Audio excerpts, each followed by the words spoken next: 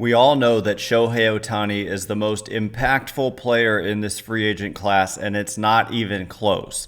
But other than Ohtani, in terms of regular season wins, which player who's out there, maybe in a trade, maybe as a free agent, would make the biggest impact on the Giants? You are Locked On Giants, your daily San Francisco Giants podcast, part of the Locked On Podcast Network, your team every day.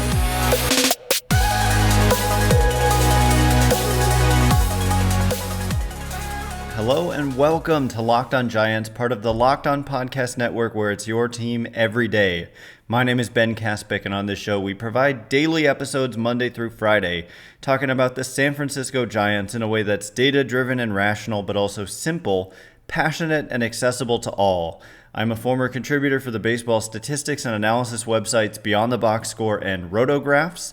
I've been podcasting about the Giants since 2015, and I'm a lifelong fan. Thank you for making Locked On Giants your first listen every day. We're free and available wherever you get your podcasts, including YouTube. Check us out there if you haven't already, and please hit that subscribe button wherever it is that you're following the show. Today's episode is brought to you by FanDuel. Make every moment more. Right now, new customers get $150 in bonus bets with any winning $5 moneyline bet. That's $150 if your team wins. Visit FanDuel.com/lockedon to get started. And where we get started is continuing on with the theme of mailbag questions. This is going to be the second episode coming out today on Friday. We didn't do one yesterday on account of it being Thanksgiving. And so we're doing two today, back-to-back mailbags. So yeah, check out the other one if you haven't yet. And if you're coming back for the second, good for you. Thanks for being an everyday listener of the show. So jumping into the questions, the first one from SF Sports Fam, who says, other than Ohtani, who do you think would make the biggest impact with adding more regular season wins?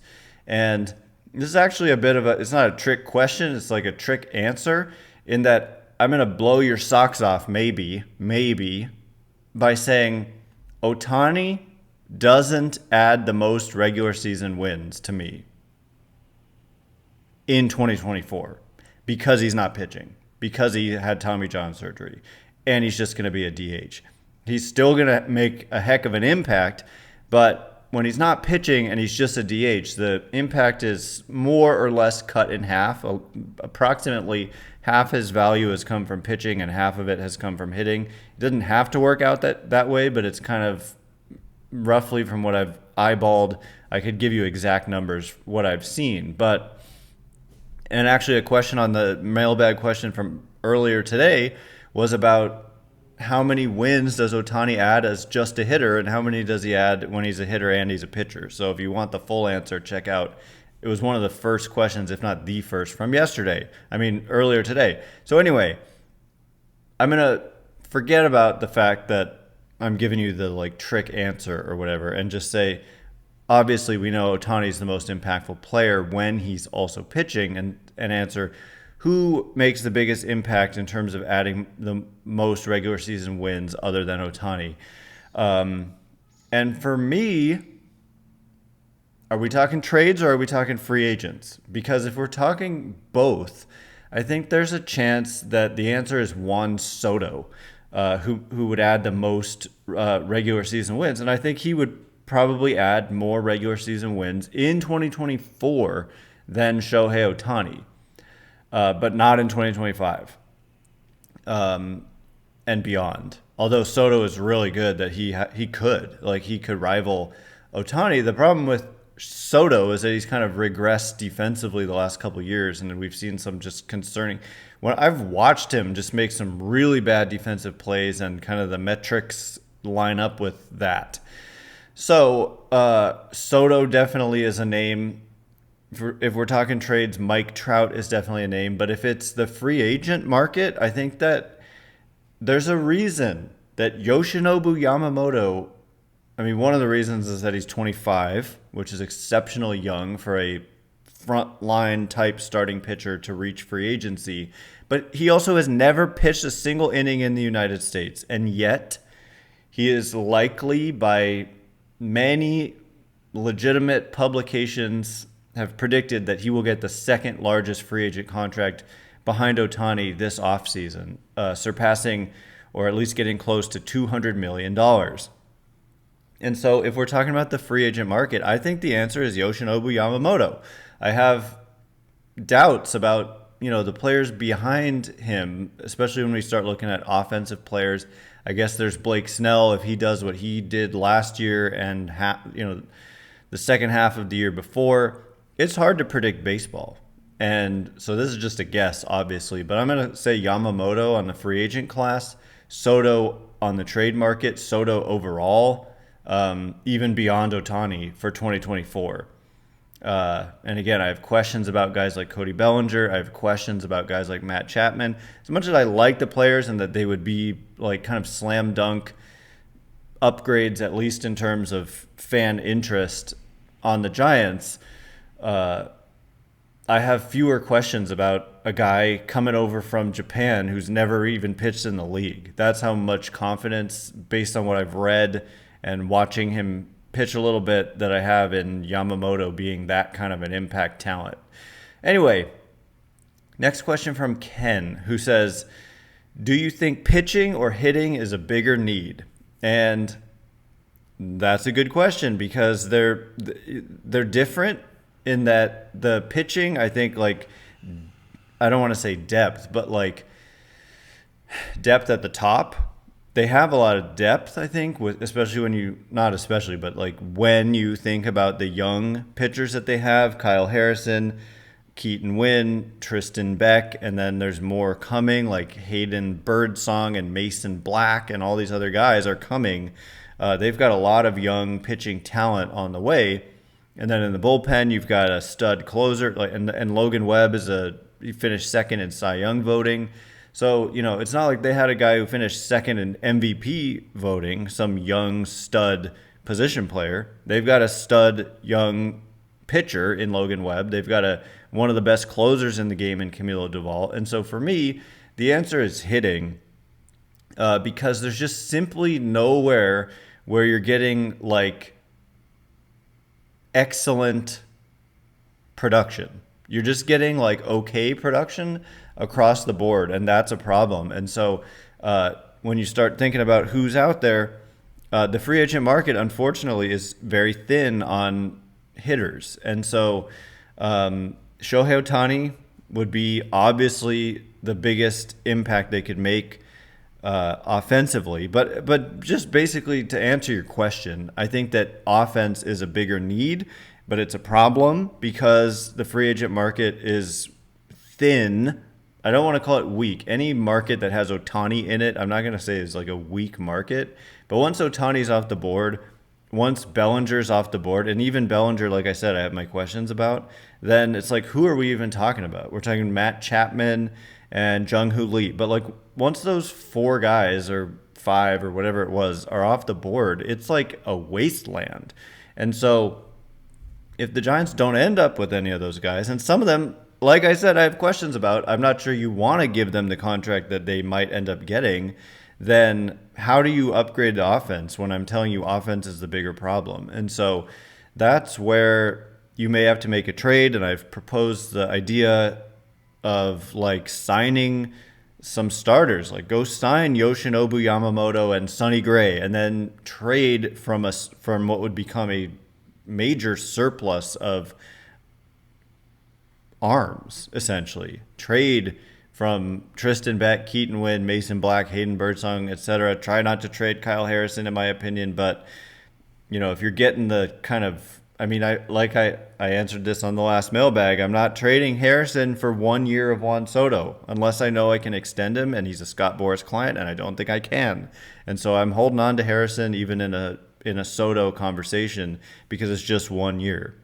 And then he's going to test the market as Scott Boras clients do. So anyway, coming up in just a minute, many more questions and answers, including a couple of the top position players, Jung-Hoo Lee, Cody Bellinger. Which one would I prefer? Which one, or would one of them alone make the Giants a wild card or playoff contender? I'll give my thoughts in just a minute. And before we get into it, today's episode is brought to you by Our very good friends over at FanDuel. Score early this NFL season with FanDuel, America's #1 sportsbook. Right now, new customers get $150 in bonus bets with any winning $5 moneyline bet. That's $150 if your team wins by visiting FanDuel.com/lockedon. And a little secret, it doesn't have to be your team even, but the 49ers being as good as they are, and they've come out of that 3-game losing streak and won last night. I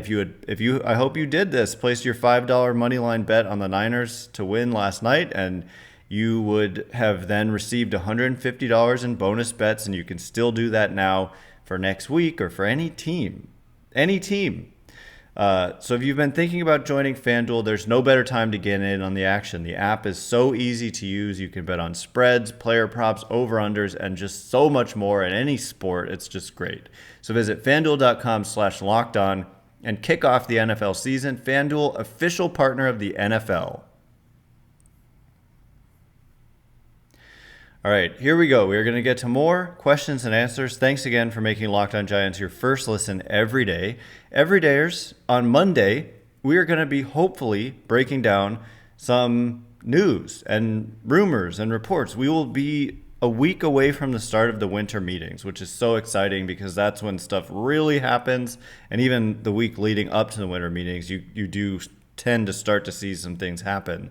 And like I answered in the earlier mailbag, it makes sense for the Giants if they're actually going to pursue Ohtani, which we've heard from legitimate sources, not just like randos on Twitter, but like Alex Pavlovich saying they're going to go full court press on Ohtani. It would make sense to make some moves before, signing him. I'm doing quotations because it's obviously you're going to be, they're not the favorites. The field is the favorite.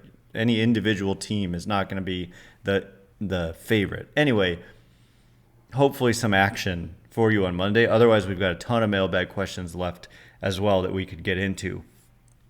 So, by the way, though, actually, Locked On, you must hear about this, has launched the first ever national sports 24/7 streaming channel on YouTube. Locked On Sports Today is here for you 24/7, covering the top sports stories of the day with the local experts of Locked On. I'll be on there when the Giants sign Ohtani. Plus our national shows covering every league. Go to Locked On Sports Today on YouTube and subscribe to the first ever national sports 24/7 streaming channel. Awesome. So anyway, continuing on with the questions and the answers. SF Sports Fam again. Man, you've got 3 of the first 4 questions. I didn't even realize. Says, would you prefer Jung-Hoo Lee or Cody Bellinger? Would either of them alone make the Giants a playoff/wildcard team? And so I'm going to answer this question. It's like not in a vacuum. It's more like at the contracts that they're likely to get. Now, MLB Trade Rumors, the website, blew my socks off when they put out their annual contract predictions, and for Cody Bellinger, I believe the number was 12 years, $262 million. And so that just floored me because this is a guy who had to sign a 1-year deal last offseason. And we're putting a lot of stock into that this year was legitimate and that he's back by saying 12 years, 262. Now, that looks like an outlier prediction. Other legit websites that I trust have, ESPN, and the person who does those I like, Kylie McDaniel, had something more like 6 or 7 years, like $160 million, something like that. And even that, he said he felt uncomfortable with that number, and that's like $100 million less. And I'm more there, like where it's mid 100s as opposed to above mid 200s. And for Jung-Hoo Lee, the reports that the kind of predictions that are educated guesses that we've seen have been more in the realm of like 50 million, like maybe more, a little more than 50, but not 100, somewhere in that range somewhere. And so I prefer Jung-Hoo Lee, and both players are risky But Bellinger is going to be risky and more expensive by a lot. And I have concerns about Cody Bellinger and the two disastrous seasons that he had in LA prior to being non-tendered and then signing a 1-year deal. And then this year he put up big numbers, but if you look at the under the hood stuff, it's all not nearly as good as the actual results. And that's concerning. And there are reports left and right coming out that teams are concerned about that with Cody Bellinger, and so am I. Especially, like, I'd place a bet on Cody Bellinger. Like, at the right price, I would like to have Cody Bellinger. But Jung-Hoo Lee, I think, in a way, almost you more so know what you're going to get, if that even is possible. Excuse the chacalacas outside if you can hear them. I've got these wild birds. I'm in Mexico, for those of you who don't know, and I've got wild birds going off outside.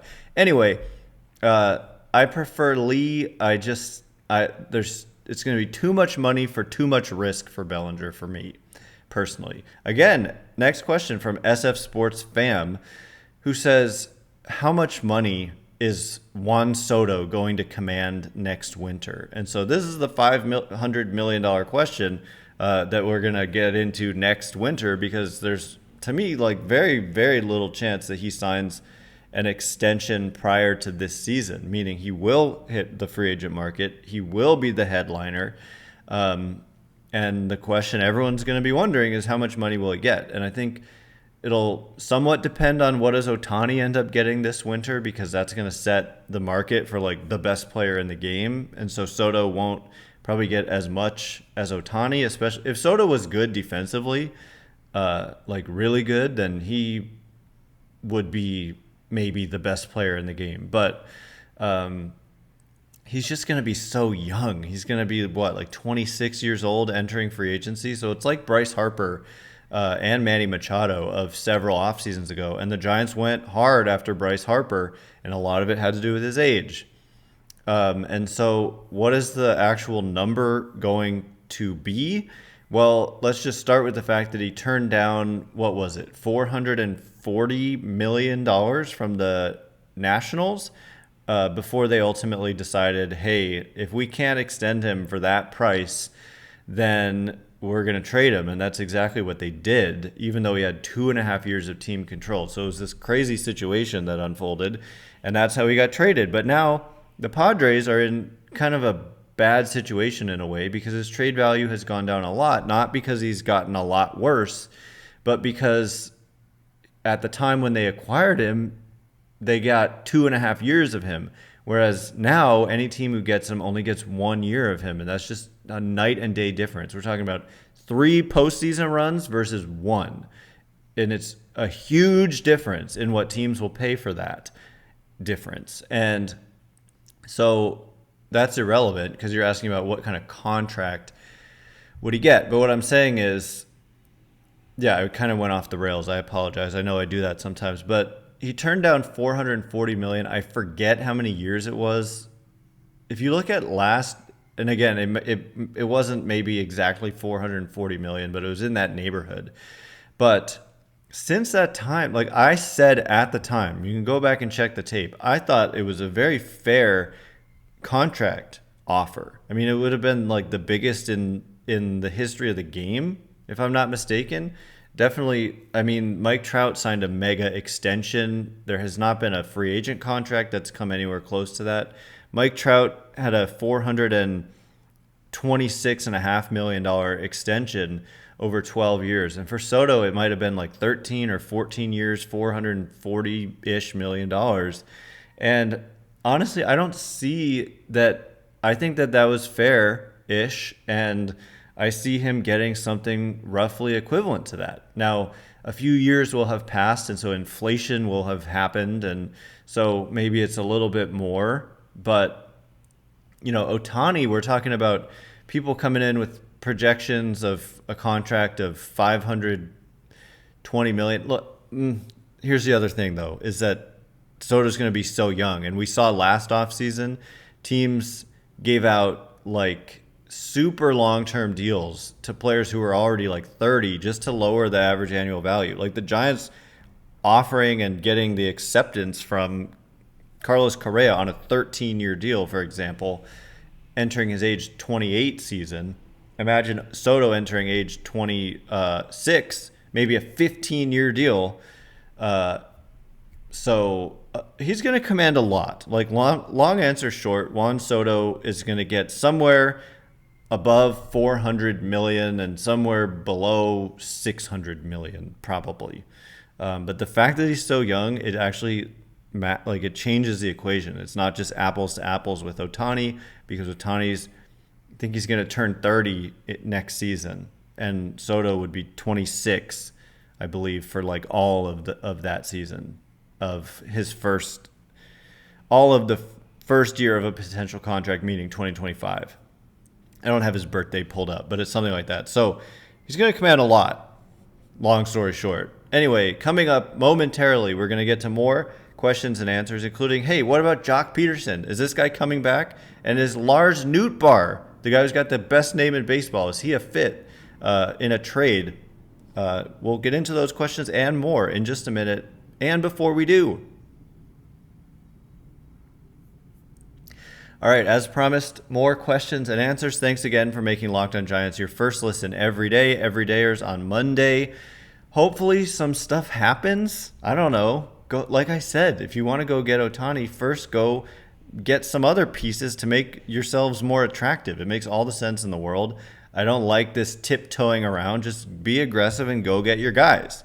So hopefully that's what we're talking about on Monday. But if not, we've got a bunch of mailbag questions, and if there's some other significant signings, we can break those down and see how they impact the Giants. So just always a lot to get into every day on this daily show. So anyway, continuing on with the questions, SFG.visuals says chances of Jock Peterson coming back. And so, like, do you want me to give an exact percentage or just kind of give a qualitative answer?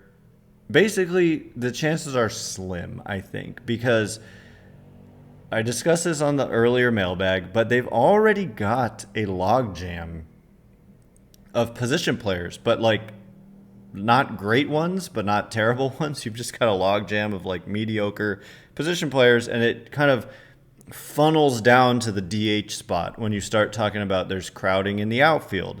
There's crowding of third baseman in a way, like especially if you sign a Matt Chapman or something, then it creates crowding at first base with Wilmer Flores and JD Davis. And then you're like, okay, well, one platoon's with Wade and one is the DH. But then I'm talking about you got to funnel some of your outfielders into that DH spot when you're talking about Michael Conforto opting in and Mitch Haniger being back.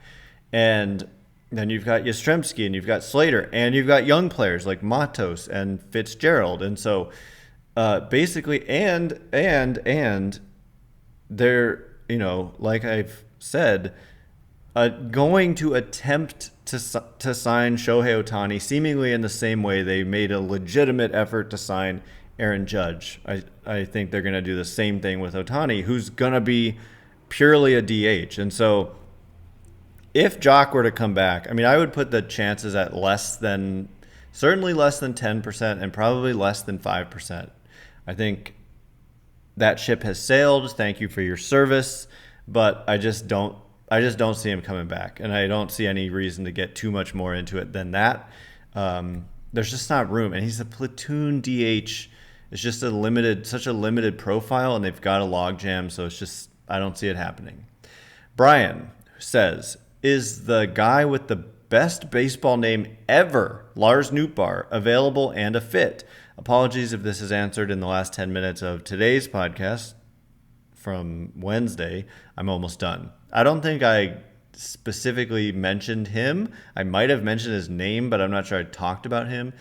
And essentially, I tend to think everyone's available for the right price, but essentially the Cardinals have made it clear that Lars Nootbaar has edged out other guys and made other guys available, like Tyler O'Neill and Dylan Carlson, and that Nootbaar is like their guy. And so he's definitely a fit.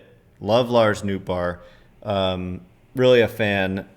Personality-wise, friends with Ohtani, played on Team Japan in the WBC. I don't know about friends, but they seem to enjoy playing together to get on Team Japan in the WBC. But I ultimately just think there are so many other players that the Cardinals have and can trade, and their incentive to move Nootbaar is low, and that he's just probably not available. Next question from Ken, who says, who are perfect starting pitching options other than Yoshinobu Yamamoto? And for this, I meant to have the MLB Trade Rumors top 50 free agents with predictions list pulled up, and now I do have it pulled up. And so, yeah, Yoshinobu Yamamoto, I think you know at this point, if you've been following the show, is, to me, probably the best pitcher available. Maybe it's not even close. And then beyond that, when we look at where does MLB Trade Rumors rank the next tier or just the rest of the pitchers, they've got Blake Snell next. And I have discussed at length how, first of all, I'm a fan. Like, Blake Snell is a front of the rotation arm, but the problem is he really struggles with command, and he doesn't pitch deep into games because his pitch count is always really high. We saw that at times from Carlos Rodon, remember? That's like Blake Snell all the time, except Rodon, even with that, he didn't walk many people. He just sometimes had an issue where he was getting a lot of foul balls. But with Snell, it's just like he throws a zillion pitches and like barely gets through 5 innings. But lately, the last year and a half, I mean, he just won his second Cy Young award. And so would I be upset if Blake Snell was on the Giants? Not one bit. But to me, he's not, when you say the perfect, how did you phrase this? The perfect starting pitching options. Who are the perfect starting pitching options? So Snell's in that list, but I'd have him like a tier below maybe some of the other guys I'm about to name. Aaron Nola already signed with the Phillies, re-signed with the Phillies. Jordan Montgomery is named here, and I'd have Snell ahead of Jordan Montgomery. This money that they're projecting for Montgomery, I just think is kind of out of line, and at $150 million. And so honestly, it might be Snell. Jordan Montgomery, I think maybe I'm underrating him. Last year I was underrating Carlos Correa, and somebody called me out on it, and I did a deeper dive, and I was like, yeah, you know what, you're right. He's like the perfect fit. Yeah, Montgomery's going to be 31 in December, and I don't know. You look at the strikeout rates, the last 2 years combined, we're talking about a strikeout rate of 21.6%, which is below league average. He's not a ground ball pitcher. He does it by kind of inducing weak contact. He has put up a 3.34 ERA over those last 2 seasons. In his career, a 3.68 ERA. So he's just been an effective pitcher, but he's not the kind of guy personally that I want to give $150 million to. So moving on, the next pitcher on the list, starting pitcher, Sonny Gray. Honestly, he might be, for me, like when we talk about the perfect type of fit, he might be that guy, because the only reason the prediction of the contract is for 4 years, $90 million, it's like, oh, well, he must not be as good. Well, actually, he might be as good, if not better, than like most of the guys ahead of him. He also, like Gausman, who we talked about last episode, had a top 3 Cy Young finish in 2023, 2.79 ERA, 2.83 fielding independent pitching, 3.69 expected fielding independent pitching. Strikeout rate better than Jordan Montgomery. The one thing, he made every start, it seems like, he must not have pitched very deep into games himself. He made 32 starts, 184 innings. They probably were just taking care of him because he's on the older side. He is 34, like I said.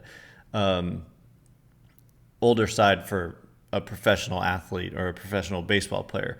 But, Bay Area ties, played under Bob Melvin, right? Yeah.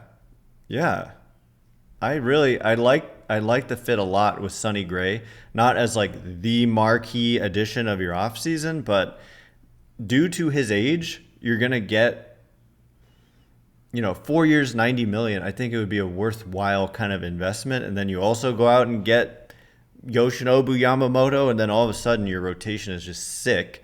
And then you can trade some young pitching, like I said, for some hitting if you don't end up getting some of the huge, if you don't get Ohtani or whatever, which of course most people would reasonably think that they won't. But, it's just until he signs elsewhere, it's a possibility. So for me, I guess I'm probably going like Sonny Gray as like the best fit. Yamamoto for me though is that number one fit, but you did say besides Yamamoto.